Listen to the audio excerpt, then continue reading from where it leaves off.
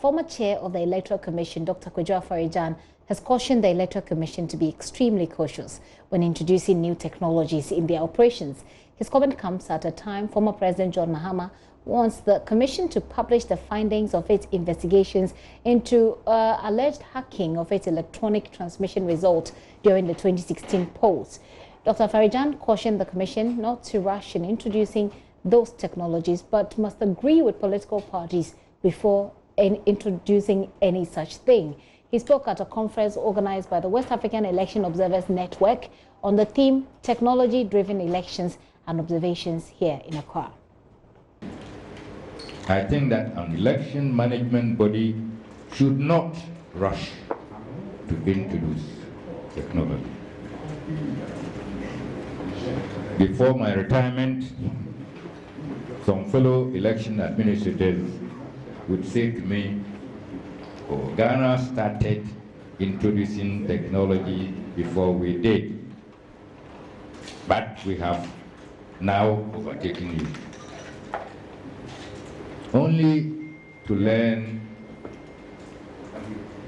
not long after that we experienced very serious troubles with the new technologies.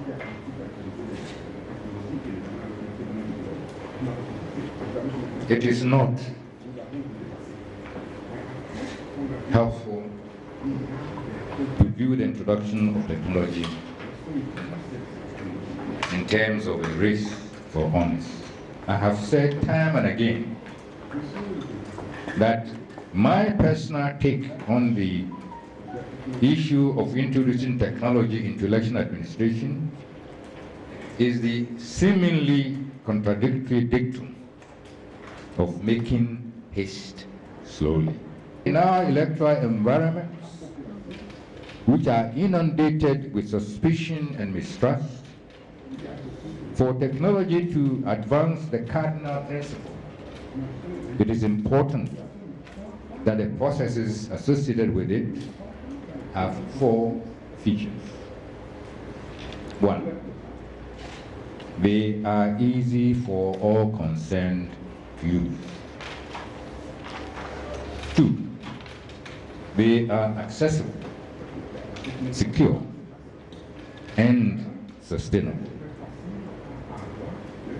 3, they contain sufficient safeguards to ensure transparency, fairness, and accuracy.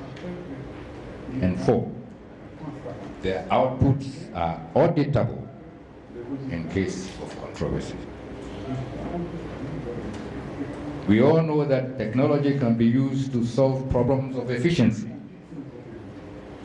but it should not be acceptable for technology to promote efficiency at the expense of these features. Mr. Chairman, usually an election management body will do a number of things before it introduces new technology, and I want to mention a few of them. It will carefully consider what it wants a technology to do. You don't just go to the shop and buy election machines. They are tailor-made if you take time and do your homework. It will review the track record of the technology if it has been used elsewhere for the same purposes. It will assess the suitability of the technology to the local, social, and environmental conditions. It is very important you don't introduce electronic voting into an environment where most of the people are, as we say, BBC, born before the computer, and are not acquainted with some of these processes and so on. So, whether the machine is suitable for not only the social but also the environmental context is very important. Some of these machines exposed to great heat just conk out, won't work. And you have to provide, if you want them to work, shade, sufficient shade. So assessing the suitability of the to the local, both social and environmental context is very important. Usually the EMB will evaluate the cost implications for sustaining the technology.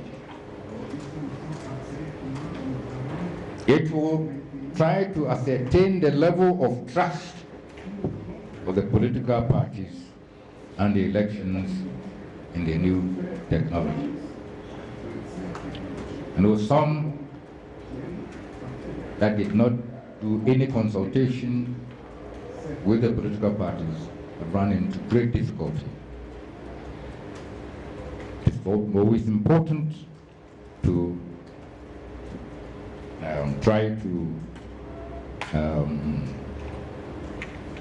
dialogue with the political parties and explain to them exactly what is happening and the benefits that the technology will bring.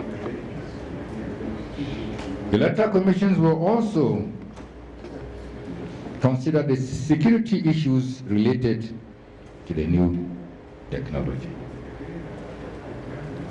And let me say that if you cannot build a durable firewall around the technology, but as well not introduce it at all, because political parties are always trying to find ways to break into the system.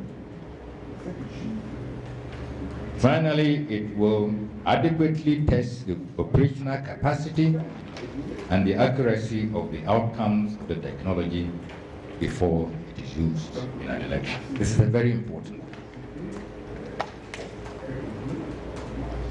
Some people just go and buy them and then put them in the field for, to conduct elections.